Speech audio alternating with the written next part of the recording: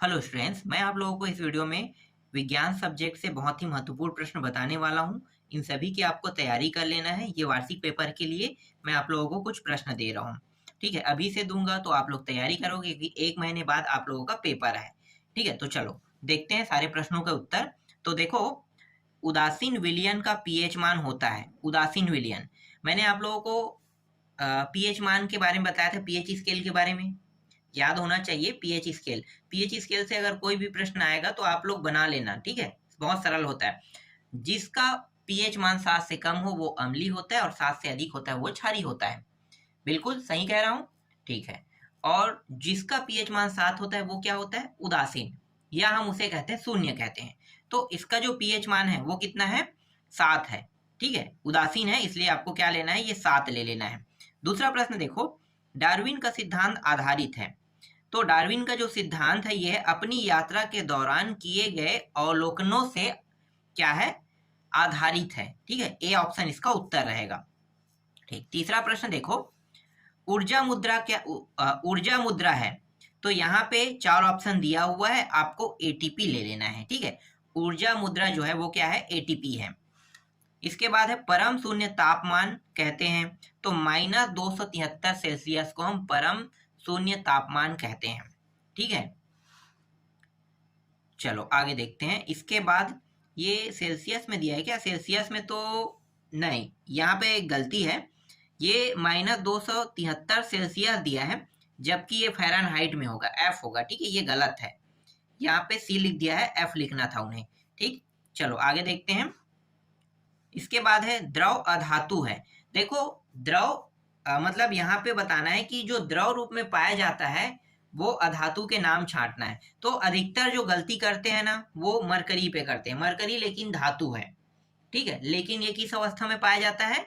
ये द्रव अवस्था में पाया जाता है। ठीक है, एकमात्र अपवाद यही है कि ये द्रव अवस्था में पाया जाता है जबकि ये धातु है। और ये जो ब्रोमीन है, ठीक है, Br, ये अधातु है। तो उत्तर क्या लेना है? इसको लेना है। ठीक है, जो द्रव अवस्था में पाया जाता है। तो ये अधातु है ब्रोमीन, तो उत्तर रहेगा बी रहेगा। गलती नहीं करना है। ये सारे प्रश्न आप लोग देख लो, क्योंकि यहाँ से जब प्रश्न आएगा तो आपसे गलती होने की संभावना ज्यादा रहेगा। ठीक है, तो मैं इसीलिए आप लोगों को सारे प्रश्नों को उत्तर यहाँ पे बता रहा हूँ। देखो अगला क्या है? टार्च का जलना रासायनिक ऊर्जा का खालिस्तान ऊर्जा में रूपांतरण है। तो विद्युत ऊर्जा। ठीक है, विद्युत ऊर्जा में रूपांतरण होगा तभी तो जलेगा ना, तो यहाँ पे विद्युत लेना है। नमक का रासायनिक सूत्र क्या है? Sodium chloride NaCl। क्या लेना है? NaCl। यहाँ पे देख लो, यहाँ पे नीचे में NaCl है ना। इसके बाद है स्त्री केसर का फूला हुआ आधार भाग खालिस्तान कहलाता है। तो आपको उत्तर लेना है अंडाशय लेना है। चौथा प्रश्न है, छत्तीसगढ़ में पाए जाने वाले लोहे का प्रमुख अयस्क खालिस्तान है। तो हेमेटाइट ले लेना है। और पांचवा प्रश्न है, रक्त के शर्करा के उपापचय को खालिस्तान हार्मोन नियंत्रित करता है। तो इंसुलिन ले लेना है। ठीक है, इंसुलिन। चलो आगे देखते हैं। इसके बाद देखो, उचित संबंध जोड़िए दिया हुआ है। तो उचित संबंध में देखो, पहला प्रश्न क्या है? नींबू का रस। नींबू के रस को आपको ले लेना है पीएच मान 1 से 6। नींबू के रस का जो पीएच मान है वो 5.5 होता है। यहाँ पे एग्जैक्ट मान तो नहीं दिया है, तो आपको क्या लेना है? 1 से 6 लेना है। आंवला तो है ना नींबू का रस, बिल्कुल। तो क्या ले लेना है? 1 से 6। उष्मा, उष्मा का जो मात्रक है, ठीक है, वो क्या है? आपको कैलोरी ले लेना है। ठीक है, उष्मा का अब मात्रक नहीं कहेंगे, उष्मा का अब मात्रक ही बोल लो। चलो ठीक है, जूल उल लिखते हैं ना, तो जूल होता है, कैलोरी होता है, तो ये कैलोरी लेना है। ठीक, प्रतिरोध का मात्रक जो होता है वो होता है ओम होता है। और अपघटक जो है वो जीवाणु है। और निकट दृष्टि दोष के लिए अवतल लेंस का प्रयोग किया जाता है। अब 2-2 नंबर के प्रश्न मैं आपको दिखा देता हूं। तो देखो, 2-2 नंबर के प्रश्न में पहला प्रश्न है, मतलब जो दूसरा प्रश्न यहाँ पे नाम रहेगा उनको देख लेते हैं। तो देखो, भोज्य पदार्थ में पाए जाने वाले किन्हीं 2 क्षारों के नाम लिखिए। क्षार है ना, तो क्षारों के नाम कहा है। तो देखो, पहला क्या है? सोडियम बाइकार्बोनेट है। ठीक है, और एक है प्रति अम्ल है। ये भी क्या है? ये भी क्षार, प्रति अम्ल बोला जाता है जबकि ये क्षार है। क्या है? Magnesium hydroxide. ठीक है, भोजन जो हमारा पचता है ना, खाना पचाने के लिए हम जो उपयोग करते हैं वो इन्हीं क्षारों का हम उपयोग करते हैं अधिकतर। अगर क्षार की मात्रा कम हो जाए शरीर में ना, तो हमारे जीभ में ना दाना होने लगता है। और इसका मतलब क्या है कि अम्ल का मात्रा शरीर में बढ़ जाता है। और अम्ल की मात्रा बढ़ने से क्या होगा? जीभ में छोटे छोटे दाने होने लगते हैं। ये अम्ल के कारण होता है। इसलिए हमें अपने शरीर की जो मेंटेनेंस है बनाए रखने के लिए हमें क्षार का भी उपयोग करना पड़ता है। ठीक है, अब जिन लोगों को ये प्रॉब्लम होगा उनको मैं बता देता हूँ, जिनको बार बार जीभ में ना जो छोटे छोटे दाना है ना, अगर उनकी प्रॉब्लम है, जो छाला ही बोलते हैं, ठीक है, अगर उनका प्रॉब्लम हो रहा है तो आप लोग समझ जाओ कि आपके शरीर में अम्ल की मात्रा बढ़ चुका है, आपको क्या करना है, उसे घटाना है। ठीक है, तो घटाओगे तो वो ऑटोमेटिकली जल्दी ठीक हो जाएगा। इसके लिए दवाई भी आता है, लेकिन ज़्यादा इफेक्टिविटी नहीं रहता है। क्यों? क्योंकि वो बार बार आपसे बार बार होते रहेगा, तो आप रोज रोज वही खाओगे ना, दवाई खाते रहोगे, तो दवाई को आप छोड़ नहीं सकते, तो ये नुकसान है। इसलिए उसको अपने तरीके से मैनेज करना। आगे देखो, सौर ऊर्जा के 2 लाभ लिखिए। पहला है, सौर ऊर्जा में विद्युत ऊर्जा प्राप्त किया जाता है जो बिल्कुल प्रदूषित रहित होता है। दूसरा है, सौर ऊर्जा के उपयोग से कोयले तथा पेट्रोलियम जैसे अनवीनीकरण ऊर्जा स्रोत को संरक्षित किया जा सकता है। चौथा प्रश्न है, पुष्प के नर जननांग व मादा जननांग का नाम लिखिए। तो नर जननांग का नाम है पुंकेसर है और मादा जननांग का है स्त्रीकेसर है। पांचवा प्रश्न है, पारिस्थितिक तंत्र किसे कहते हैं? इसके घटकों के नाम लिखिए। ये कोई बड़ा प्रश्न नहीं है। पारिस्थितिक तंत्र, हमारे आसपास के वातावरण को ही हम क्या कहते हैं? पारिस्थितिक तंत्र कहते हैं। ये सिंपल परिभाषा है जो मैं आपको बता रहा हूँ। और इनके घटक क्या क्या हो सकते हैं? इनके जो घटक है वो जैविक भी हो सकते हैं, अजैविक घटक है, दोनों घटक है ना। तो आप इस तरह से बता सकते हैं कि इनके जैविक घटक है और अजैविक घटक होते हैं, इस तरह से। इसके बाद प्लास्टर ऑफ पेरिस। देखो, प्लास्टर ऑफ पेरिस के किस गुण के कारण डॉक्टर इसका उपयोग हड्डियों की स्थिर रखने के लिए करते हैं? देखो, प्लास्टर ऑफ पेरिस का उपयोग जो है ना, हड्डियों को जोड़ने के लिए करते हैं। ठीक है, प्लास्टर लगा दिया जाता है तो क्या होता है, 15 दिन 20 दिन के बाद आपका हड्डी जुड़ जाता है, उसके बाद प्लास्टर को खोल दिया जाता है। ठीक है, तो प्लास्टर ऑफ पेरिस का उपयोग हड्डियों को जोड़ने के लिए करते हैं। अब यहाँ पे किस गुण के बारे में पूछा है तो देख लेते हैं किस गुण के बारे में। तो यहाँ पे ये जो है एक कठोर पदार्थ होता है। ठीक है, इसी यही एक गुण है, मान लो इसका गुण क्या है, कठोर पदार्थ। ठीक, आगे देखते हैं। 7वां प्रश्न क्या है, क्या मनुष्य की बढ़ती आबादी का बाघों की समस्या पर कोई असर पड़ रहा है? वर्णन कीजिए। बिल्कुल पड़ रहा है। देखो, जब आबादी बढ़ेगा तो लोग क्या करेंगे, जंगलों को काटेंगे, और जंगलों को काटेंगे तो जानवर जो जंगल में रहते हैं वो कहाँ जाएंगे? वो सब के सब शहरों की ओर भागने की कोशिश करेंगे। इस वजह से क्या है भाई, उनको मारने भी लगेगा ना। तो ये सब कारण हो सकता है, इसलिए बाघों की जो आबादी है वो कम होते चले जा रही है। ठीक, यही कारण है। चलो आगे देखते हैं। इसके बाद मैं आपको दिखाता हूँ अगला प्रश्न। ऐसे प्रश्न बिल्कुल आते हैं ना, ये चीज याद रखना, ये सूत्र याद कर लोगे ना तो ये जो आपका 3 नंबर का प्रश्न ये बन जाएगा, जो अभी मैं आपको दिखाने वाला हूँ। देखो, -30 सेल्सियस को फ़ारेनहाइट में परिवर्तन कीजिए।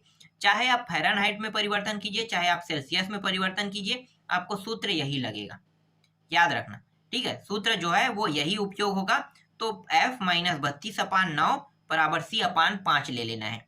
ठीक है, ठीक है, ये सूत्र उपयोग करना है। अब देखो, ये सेल्सियस में दिया है तो आपको क्या करना है, सी के जगह में -30 रख देना है, तो फ़ारेनहाइट का मान निकल जाएगा। बस अब हम क्या करने वाले हैं, हल करने वाले हैं। देख लो, ये -32 9, ये ठीक है, ये 5 छक्के कट गया।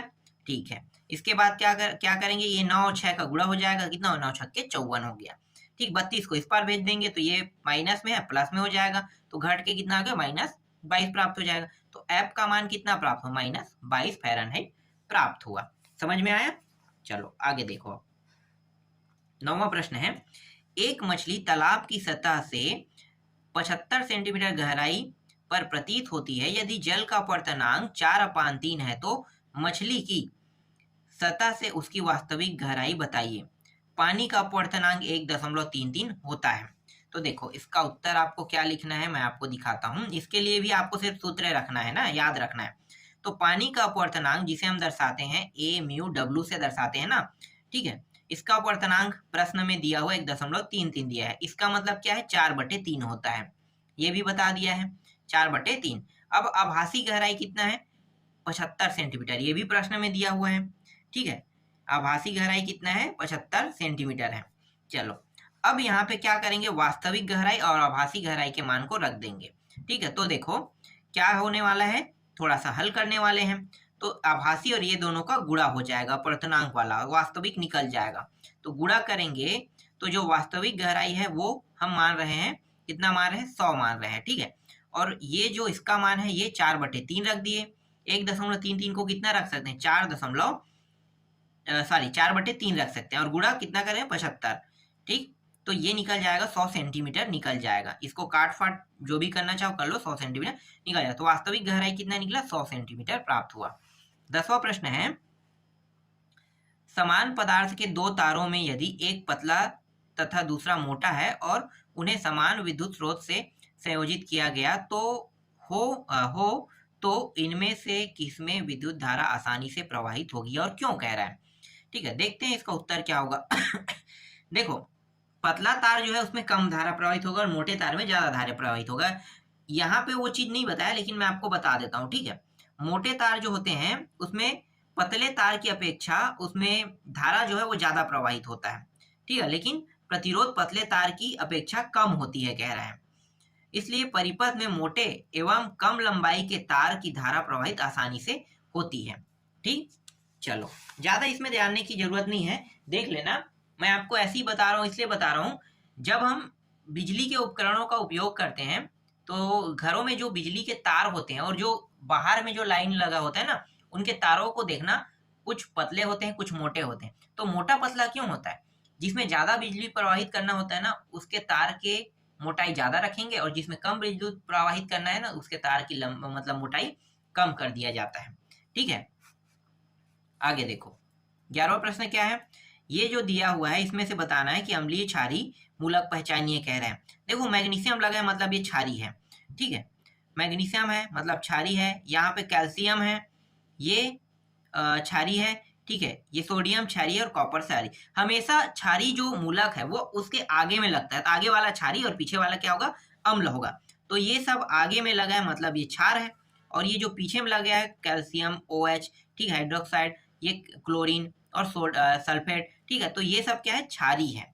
ये अम्लीय और क्षारीय पहचानने का एक तरीका है, मैं बता दिया, ठीक है, समझ में आ गया। चलो आगे देखो, इसके बाद है अथवा में दिया आधुनिक आवर्त सारणी में समूह से ऊपर से नीचे जाने पर, बाएं से दाएं जाने पर निम्नलिखित गुणों में किस प्रकार परिवर्तन होता है। तो देखो, परमाणु आकार और आनयन विभव में क्या परिवर्तन होता है, तो मैं इसका उत्तर दिखा रहा हूँ, याद कर लेना, ठीक है। इसके बाद देखो, प्लास्टर ऑफ पेरिस के बारे में बताया ना, प्लास्टर ऑफ पेरिस कैसे बनाते हैं, इसे वायुरोधी डिब्बे में क्यों रखते हैं, ठीक है, तो इसको भी दिखा देता हूँ, इसका भी उत्तर देख लो, ठीक है। ये यहाँ पे कुछ क्रिया हुआ है जिप्सम से प्लास्टर ऑफ पेरिस बनाना, और ये रहा इसका पूरा उत्तर, याद कर लेना, ठीक है। मैं सभी का उत्तर आपको नहीं बता सकता। इसके बाद देखो, फटाफट दिखा दें, एस्टिक अम्ल का IUPAC नाम सूत्र व कोई दो उपयोग लिखे, तो देखो यहाँ पे उत्तर देख लो, ठीक है, दोनों का, ठीक है। थोड़ा फटाफट करते हैं, मैं भी थोड़ा जल्दी जल्दी कर देता हूँ इसे। देखो, 13वां प्रश्न ये है, जीवों के विकास के सिद्धांत के मुख्य बिंदु क्या है, ठीक है, इसका उत्तर दिखाओ, ये रहा, ठीक है। ये सारे उत्तर याद कर लेना, 4-5 टॉपिक पे है, ठीक है। आगे दिखाता हूँ, इसके बाद है इसके अथवा टॉपिक। तो देखो, अथवा टॉपिक ये रहा, अथवा विभिन्नता क्या है, ये कितने प्रकार के उदाहरण सहित है, ठीक है। तो वंशानुगत वाला देख लो, ये विभिन्नता के दोनों टॉपिक लिया है, दोनों को लिख देना है, ठीक। 4 नंबर के प्रश्न है। इसके बाद सीरा और धमनी से जब प्रश्न पूछेगा तो आपको इसका उत्तर लिखना है। देखो, 4 टॉपिक ये रहा धमनी के बारे में, और 4 ये रहा सीरा के बारे में, ठीक है। ये सारे याद कर लेना। फिर है देखो, लैंगिक जनन, लैंगिक प्रजनन के बारे में पूछेगा, तो ये 5 टॉपिक है, ठीक है, इनको याद कर लेना। 5 टॉपिक काफी है, ज्यादा याद करने की जरूरत नहीं है। और अलैंगिक से भी 5 टॉपिक ये रहा, याद कर लेना, ठीक है। इसके बाद मैं आपको दिखाता हूँ इसका अगला प्रश्न, ठीक है, मतलब 15वां प्रश्न। देखो, 15वां प्रश्न में क्या दिया हुआ है, ये रहा, श्रेणी क्रम में जुड़े चालकों से आप क्या समझते हैं, इस क्रम में जुड़े चालकों में कुल प्रतिरोध की गणना कीजिए, कह रहा है, ठीक है। तो मैं आपको इसका उत्तर दिखा देता हूँ, ये रहा इसका चित्र, उत्तर तो देख ही रहे हो, ठीक है। अब इसके थोड़ा सोल्यूशन जो है वो बड़ा रहेगा, क्योंकि 5 नंबर के प्रश्न है, तो आपको बड़ा लिखना है इसका उत्तर, ठीक है, यहाँ तक, और इसके बाद ये आखिरी टॉपिक जो है यहाँ तक, ठीक है। इसी तरह से आपको जोड़ देना है। समझाना तो चाहता था, बहुत सरल टॉपिक है, लेकिन क्या करें, वीडियो लंबा हो जाता है तो आप लोग देखते नहीं हो, कम देखते हो, इसलिए दिक्कत होता है। तो मैं आपको सिर्फ उत्तर दिखा सकता हूँ, समझाने वाला तो अब दिन गया, ठीक है, अब रटने वाला दिन आ गया है। तो ये 3 तक के हो गया, ठीक है, इतना काफी है। इसके बाद देखो 16वां प्रश्न, ये भी 6 नंबर के हैं, ठीक है। इसका उत्तर मैं दिखा देता हूँ, ये 2 टॉपिक हो गया, यहाँ तक हो गया, ठीक है, और इसका कुछ हिस्सा है यहाँ तक के, यहाँ तक, ठीक, कंप्लीट हो गया। अब देखो इसके अथवा प्रश्न।